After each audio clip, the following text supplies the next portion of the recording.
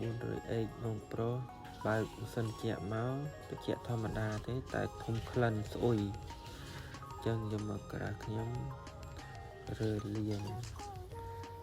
ពេលដោះរើតាប់ឡូចេញមកឃើញក្តៅងាប់នៅលើសបុកអែចឹងបានឡានបងប្រុសបើកម៉ាស៊ីនជែកចេះធំស្អុយហើយកំហែលហ្នឹងក៏សិតតែស្មោចទៀតមិនដឹងស្មោចនៅពីការសិតតែស្មោចក្រហមហ្មង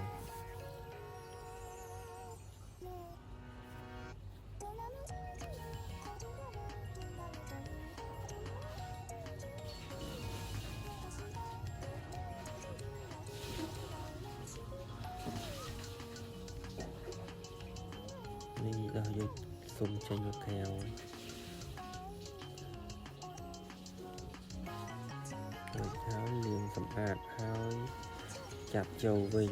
រួចរាល់បាត់ធំ